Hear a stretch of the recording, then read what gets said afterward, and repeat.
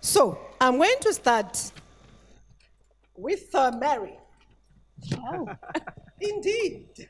Mary, so in your view, what can countries do differently to curb overweight and obesity? And what are some of the maybe challenges in terms of cultural expressions and cultural limitations? What is it, very pragmatically, can we do to deal with this mammoth, and I use the word deliberately, mammoth problem and mammoth task? Over to you. Thank you. I think our questions are more than 4 minutes, and so to respond, I will need more than 4 minutes. As we have had very, very clearly, I'm going to talk in focus to African region.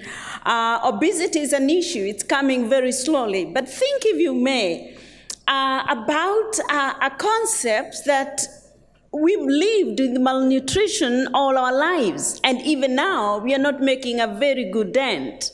And therefore, to have some little weight has been a positive thing all the way. And so to think that we are just going to change because we are able to eat, because we are able to buy, it's not an easy thing. Therefore, in Africa, I think one of the challenges when it comes to weight is that it has been overshadowed by its complications. We are dealing with diabetes, we are dealing with heart diseases, with blood pressure, we are still dealing with malnutrition. So what is the deal about obesity?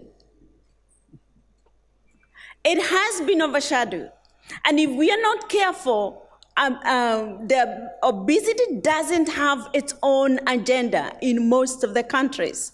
We are putting the fires in through diabetes and through the complications of obesity, and we are not going to lifestyle because we are so used to, we need to treat this. We need the doctor to treat this. So the challenge is we don't have the right concept that it is the driver of some of the complications and chronic diseases. We don't have the education, the communication of telling people why. We are telling them what, but we are not telling them why, and we are not telling them how. So we are behind, and we have lots of people with health illiteracy, even if they're educated, and worse if they're not educated. So those are some of the challenges. The other challenges, of course, is because, as I said, we are dealing with chronic, with stunting. We still haven't made a dent. We are telling mothers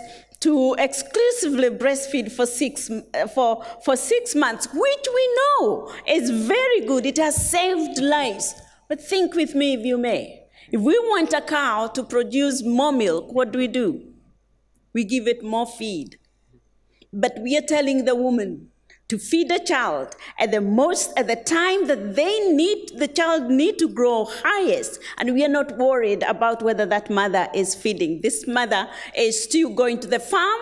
We are saying we want gender-sensitive agriculture, so we are involving them there more. She is going to come back and look for water that we don't even know whether she is going to get, and she has to breastfeed for 6 months. She has not eaten. She has been working.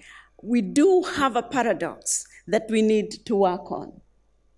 We have one of the other problems that we have already talked about is we're talking about agriculture and producing. Africa produces a lot of vegetables, but we lose it before we take it to a storage because we don't have the technology of preserving food sustainably and storing food so that it can get to the rest of the season when the food is not there.